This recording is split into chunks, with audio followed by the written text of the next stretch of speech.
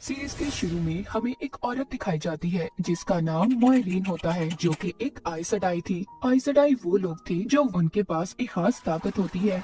मोइरीन बताती है कि बहुत सालों पहले एक मेल आइसडाई एक आदमी ने बहुत ही खतरनाक काली ताकत रखने वाले शैतान को अपनी ताकत का इस्तेमाल करके उसे कैद कर दिया। उस आइसडाई का नाम ड्रैगन था, जिसके बाद उनके जितने भी आइसडाई आदमी थे उनकी ताकतें चली गयी। अब मोइरीन को ये पता चलता है कि वो डार्क साइड काली ताकत रखने वाला शैतान दोबारा से जिंदा हो गया है और एक बार फिर वो दुनिया के लिए खतरा बनकर वापस आना चाहता है। और यही नहीं, मोइरीन को ये भी पता चलता है कि ड्रैगन दोबारा से फिर से इस दुनिया में पैदा हुआ है, यानी कि इस दुनिया में रीबर्थ, उसका दूसरा जन्म हुआ था। अब सभी आइसडाई को दोबारा से उसे ढूंढना था, क्योंकि ये जानते थे वो ही एक आइसडाई आदमी है जो उस शैतान को काबू में करके सबको बचा सकता है। अब मोइरीन अपने साथ अपने हिफाजती सिपाही को लेकर ड्रैगन को ढूंढने का फैसला करती है। आइसडाई के 7 ग्रुप थे। सभी आइसडाई सिपाहियों के साथ रहती थी। उनके साथ उनका एक खास कनेक्शन था, यानी कि जो असर आइसडाई पर होता वैसा ही असर उनके सिपाहियों पर भी हुआ करता था।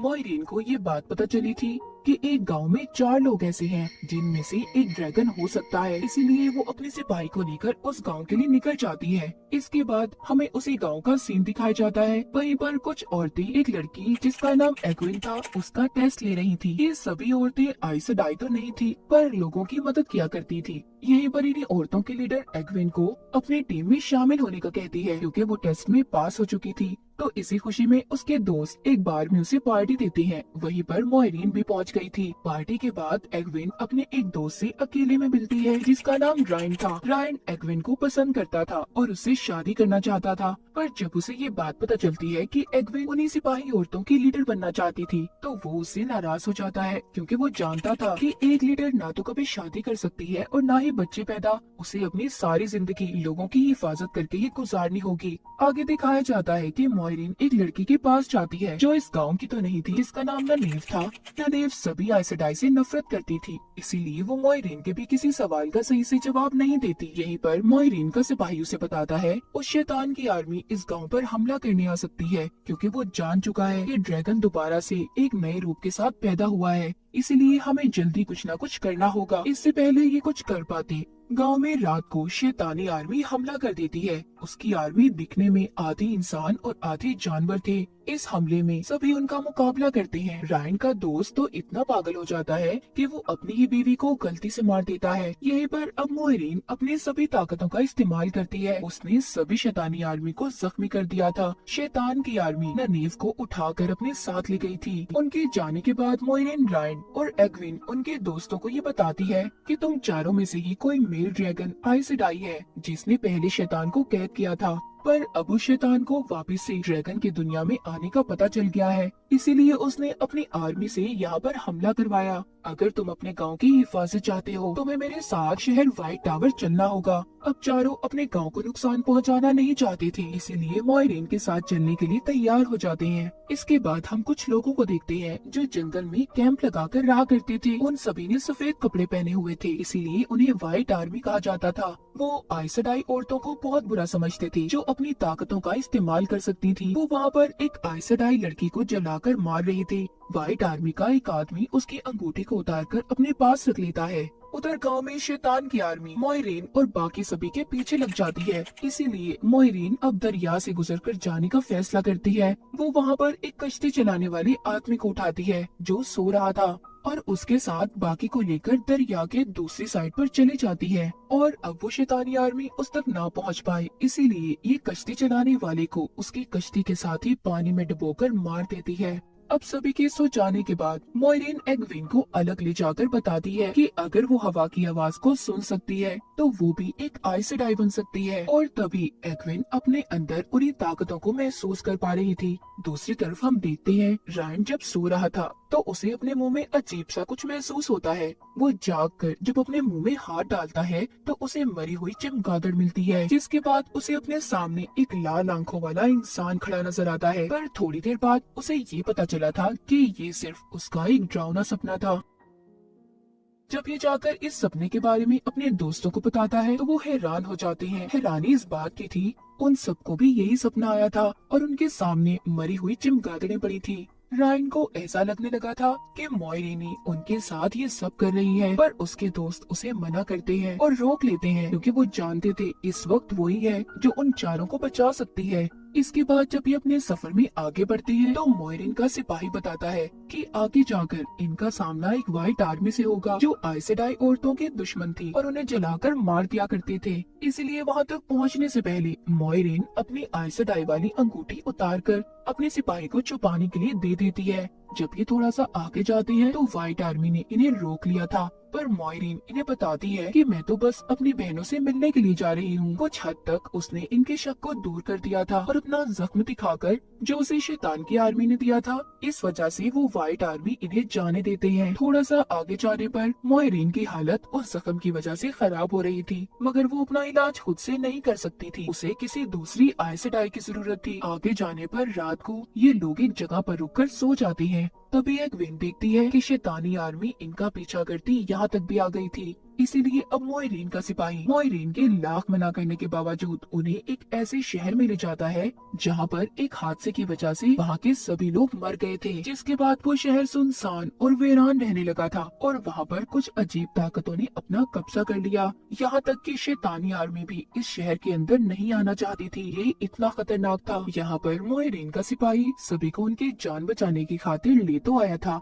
इसीलिए वो सबको मना करता है कि कोई भी यहाँ पर किसी भी चीज को हाथ नहीं लगाएगा। पर रायन का दोस्त वहाँ पर एक चाकू को उठा लेता है, तभी कोई काला साया वहाँ पर आ गया था। ये अब उस काले साये से बचने में कामयाब तो हो गई थी, पर ये सब अब अलग अलग हो जाते हैं, जिनमें एक ग्रुप में मॉयरीन और उसके साथ उसका सिपाही था, तो एग्विन अपने एक दोस्त के साथ, जबकि रायन अपने दूसरे दोस्त के साथ था। जब जंगल में मॉयरीन का सिपाही उसका इलाज कर रहा था, तो उसकी गर्दन पर पीछे से कोई तलवार रख देता है, जो कोई और नहीं बल्कि ननीव थी, जो उस शैतानी आर्मी से बचकर यहाँ पर अपने दोस्तों को ढूंढने आई थी। उसके दोस्त रायन और एग्विन थी। यहाँ पर मॉयरीन का सिपाही उससे कहता है कि अगर तुमने अपने दोस्तों को ढूंढना है तो तुम्हें मॉयरीन की जान को बचाना होगा, क्योंकि मैं जानता हूँ तुम्हारे पास भी आइसेडाई की ताकत है। पर ननीव उसकी मदद करने से मना कर देती है। इस बात पर मॉयरीन का सिपाही उसे पकड़कर उसके सर पर कोई चीज मारकर उसे बेहोश कर देता है। जब ननीव को होश आता है तो वो अब मॉयरीन के सिपाही से ये वादा लेती है कि अगर वो मॉयरीन की जान बचाए तो इसके बदले में उसे इसके सारे सवालों का जवाब देना होगा। इस बात पर उसका सिपाही मान जाता है।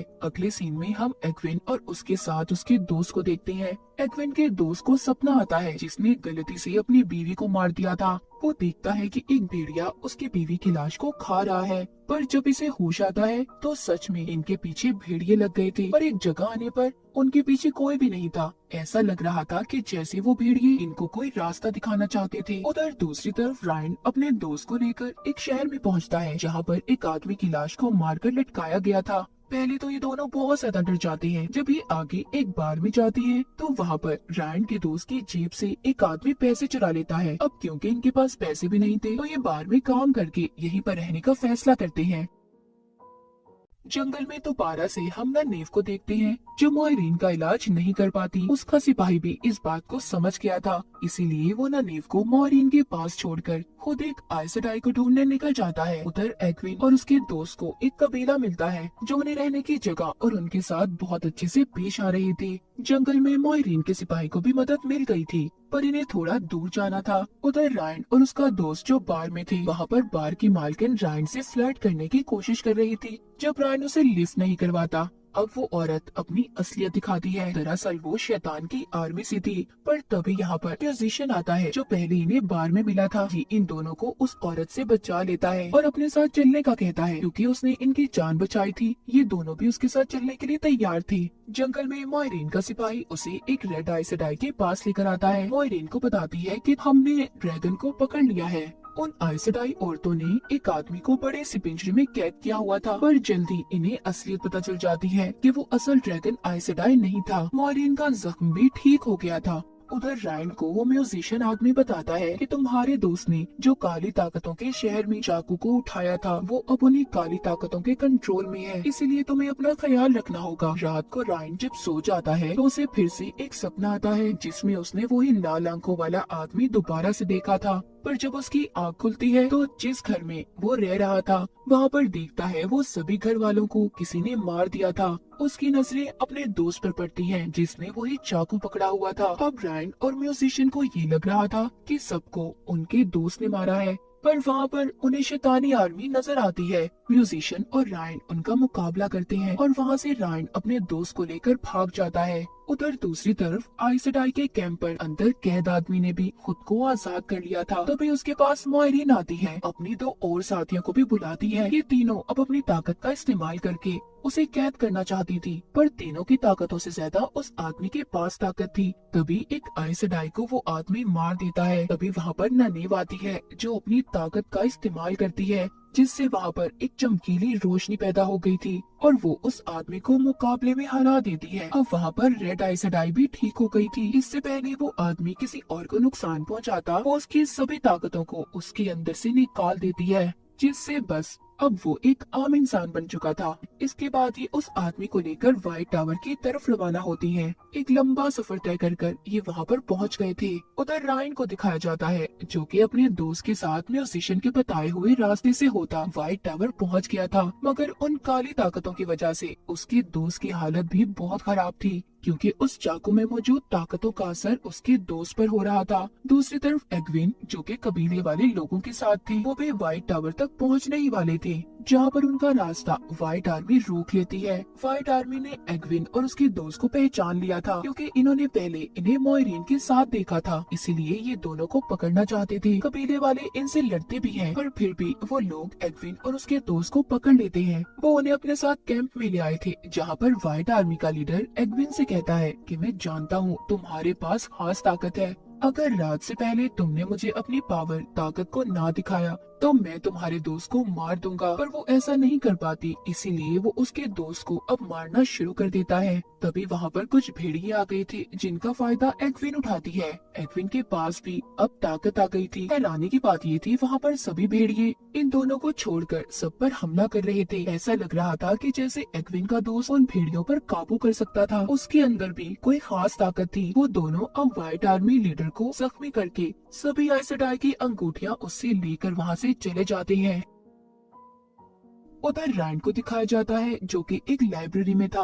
उसको वहाँ पर एक आदमी मिलता है जो आधा इंसान और आधा क्रिएचर जैसा था, जिससे रैंड की अच्छी दोस्ती हो गई थी। उधर ये सभी आइसडाई उस आदमी को जो खुद को ड्रैगन बताता था और अब एक आम इंसान बन गया था, उसे लेकर सभी व्हाइट टावर की तरफ बढ़ रही थी। तभी उस आदमी की ऐसी हालत देखकर रायन का दोस्त उससे कहता है कि अगर हम में से कोई भी ड्रैगन निकला तो हम इस आदमी की तरह उसका ऐसा हाल होने नहीं देंगे। इसके बाद हमें पास्ट माजी का एक सीन दिखाया जाता है। एक छोटी बच्ची जो कि कश्ती में अपनी डैड के साथ थी, वो वहाँ पर एक बहुत ही शानदार तरीके से अपनी वन साइड पावर का इस्तेमाल करती है। मगर जब ये अपने डैड के साथ घर पहुँचती है, जहाँ पर जाकर इन्हें पता चला कि गांव वालों ने इनके घर को जला दिया था। इस बच्चे की ताकतों को देखकर उन्हें ऐसा लगता था कि वो एक डायन है, इसीलिए उस बच्चे की जान बचाने के लिए उसके डैड ने उसे यहाँ से भगा दिया था। जाते जाते रोते हुए वो अपने डैड से ये वादा करती है कि वो अपना नाम इस दुनिया में एक दिन जरूर मनवा कर रहेगी।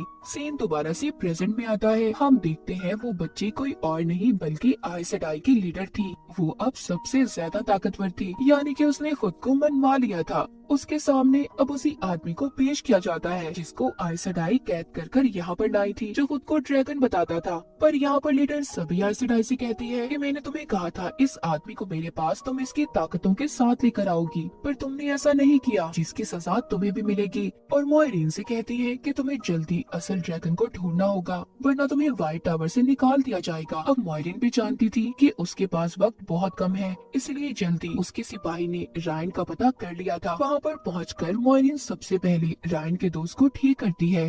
वो सभी काली ताकतों को उसमें से निकालकर उसी चाकू में कैद कर देती है। फिर वो एडविन और उसके दोस्त के पास जाती है, जहाँ पर वो उसे अपने साथ होने वाले हादसे के बारे में बताती हैं और उसे सभी आइसडाई की अंगूठियों को भी लौटा देती है, जो कि उसने व्हाइट आर्मी के पास से चुराई थी। मोइरीन को अब चारों दोस्त मिल गए थे, इसलिए ये अपने लीडर के पास जाती है और उनसे कहती है कि हो सकता है कि वो चारों ही ड्रैगन हो या फिर ननीव जिसके पास भी अलग ताकत है। इन्हें समझ नहीं आ रहा था कि कौन असली ड्रैगन होगा, इसलिए लीडर मोइरीन को आई ऑफ द वर्ल्ड जाने का कहती है। ये वो जगह थी जहाँ पर ड्रैगन ने शैतान और उसकी काली ताकतों को कैद किया था। वो कहती है तुम्हें सबको वहाँ पर लेकर जाना होगा और काली ताकतों का मुकाबला करना होगा। जो असल ड्रैगन होगा वो बच जाएगा और बाकी के जो लोग होंगे उनकी मौत हो जाएगी।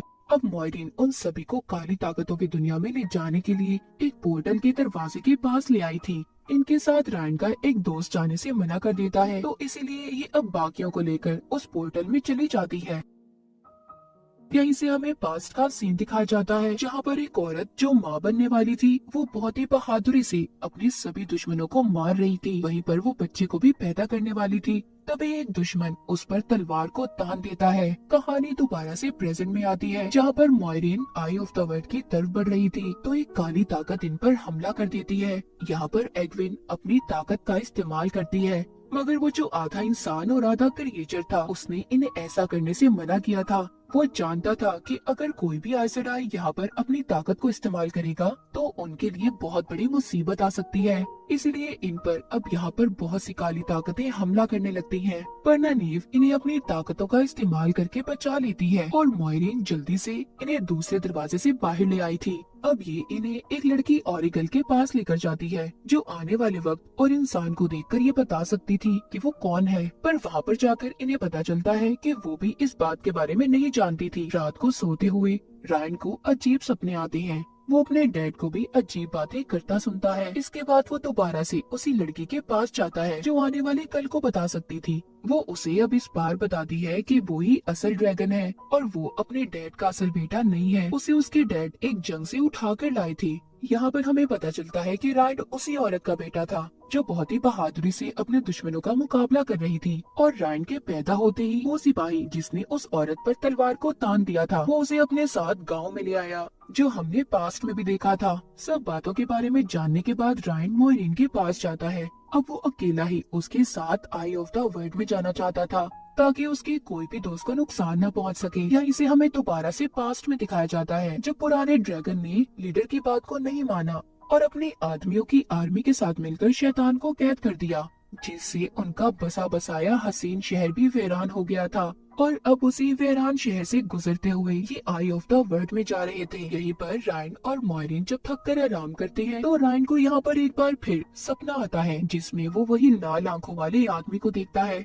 और यहाँ पर हमें पता चलता है कि वो ही शैतान था। और क्योंकि रायन ही असल ड्रैगन है जो दोबारा से पैदा हुआ है, इसीलिए वो इसे बार बार नजर आ रहा था। रायन अपने सपने में मोइरीन को मरते हुए देखता है और वहाँ पर काली ताकतें रायन को अपनी बातों में ला रही थी। इससे पहले रायन उनकी बातों में आता, वो खुद को जख्मी करता सपने से बाहर ले आता है। यहाँ पर बार बार शैतान उसे गुमराह करने की कोशिश कर रहा था। वो यहीं पर अपने आने वाले कल को भी देखता है जहाँ पर वो एडविन के साथ था और उसने अपने फ्यूचर में एडविन से शादी कर ली है। पर उसे यहाँ पर ये समझ नहीं आ रही थी कि ड्रैगन ने पहले शैतान काली ताकत को कैसे कैद किया था। तभी उसे वहाँ पर एक बहुत बड़ा दायरा नजर आता है। वो उस दायरे पर बैठकर अपनी ताकतों का इस्तेमाल करके दोबारा से उसने शैतान को कैद कर दिया था। उधर शैतानी आर्मी ने भी सभी आइस सेडाई पर हमला कर दिया। वहाँ पर सब आइस सेडाई मिलकर उनका मुकाबला करती हैं, जिसमें ननीव और एडविन भी शामिल थी। ज्यादा ताकत के इस्तेमाल से अब इनका जिस्म अंदर से जलने लगा था। ये देखकर ननीव एडविन को अलग करती है और अपनी जान की कुर्बानी देती उसे बचा लेती है। उधर रायन भी अपने वन साइड पावर का इस्तेमाल करके, क्योंकि उसने अब काली ताकतों को कैद कर दिया था, जिस वजह से अब वो खुद पागलपन महसूस कर रहा था और वहाँ से अब जाने लगता है। जाते जाते वो मोइरीन से ये कहता है कि वो उसके दोस्तों को ये बताए कि वो इस जंग में मारा गया। वहीं पर एडविन रोते रोते एकदम अपनी ताकत का इस्तेमाल करके ननीव को भी ठीक करके उसे जिंदा कर देती है। आखिरी सीन में हम आइस सेडाई वन पावर की आर्मी को कहीं पर समंदर से कश्ती में जाते हुए देखते हैं, जो अपनी ताकत के इस्तेमाल से समंदर में तूफान ले आई थी। और इसी सस्पेंस के साथ ये सीजन यहीं पर खत्म हो जाता है।